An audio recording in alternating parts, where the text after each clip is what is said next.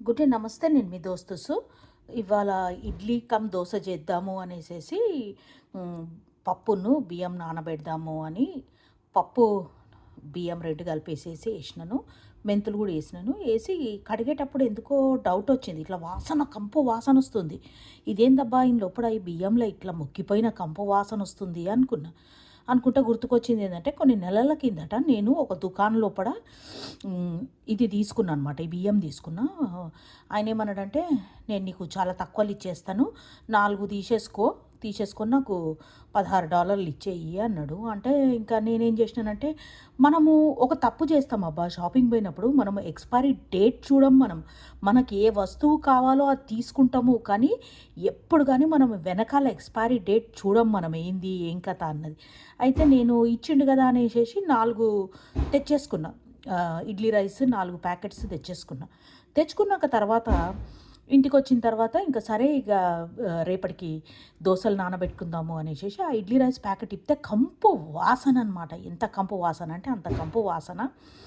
ఇక ముక్కిపోయిన వాసన. ఇంకా దాన్ని ఏం చేసినా అంటే ఇంకొద్దులే అనేసేసి తీసేసిన. తీసేసిన తర్వాత ఇంకా వేరే ప్యాకెట్లు కూడా ఉండే కదా! ఇంకా అవేమన్నా ఉన్నాయా అని చూస్తే తర్వాత ఎందుకైనా మంచిది అనేసేసి ఎక్స్‌పైరీ డేట్ చూసినా అనమాట. ఇదిగో చూసిర్రా ఎక్స్‌పైరీ డేట్? కొంచెం పెద్దగా చేస్తా. 4/2024. ఇది జస్ట్ తీసుకున్నది నాట్ ఈవెన్ 2 నెలలు కూడా కాలేదు. 2 నెలలు కూడా కాలేదు. 1 ½ మంత్ అయితుంది. ఇది ఇట్లనే కబోర్డ్‌లో పడుంది.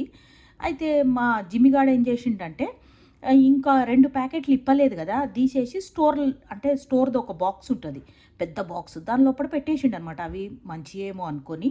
తర్వాత నేనేం చేసినాను ఇవాళ మర్చిపోయేసేసి మన గోల్‌గప్ప నుంచి తెచ్చుకున్నానేమో మంచి బియ్యం అవి అనుకోని ఏం చేసిన టక్కుమని తీసేసి కట్ చేసేసి ఇగో కడిగితే మళ్ళీ అదే కంపు వాసన. చూస్తే ఏముంది, ఇగో ఇదనమాట.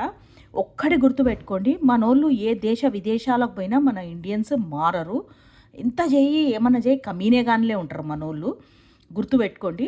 ఇండియన్ షాప్‌కి స్పెషల్లీ పోయినప్పుడు ఎక్స్‌పైరీ డేట్ మాత్రం తప్పకుండా చూడండి. చూడకుంటే నాలాగా అయితదనమాట.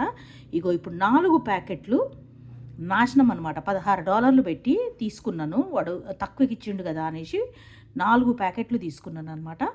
ఇగో ఇది ఇట్లా సంక నాకిపోయింది. ఇంత కమీనేగాన్లు మరి ఎట్లా ఉంటారో, ఎట్లా బతుకుతారో మరి ఇంకొకళ్ళ తల మీద చేయి పెట్టి అన్నది నాకు అర్థం కాదు. ఇక ఇప్పుడు ఇది మొత్తం అన్నీ ఇక ఏం చేస్తానంటే వీటికి ఏసేస్తాననమాట. పిట్టెలకు వాటికి సల్లేసేస్తాను. ఇక ఇడ్లీ దోస అయితే చేయలేను. ఎందుకంటే రేపు మా అత్తను కూడా పిలిచిన అనమాట. రా నువ్వు కూడా అనేసి. సరే ఇక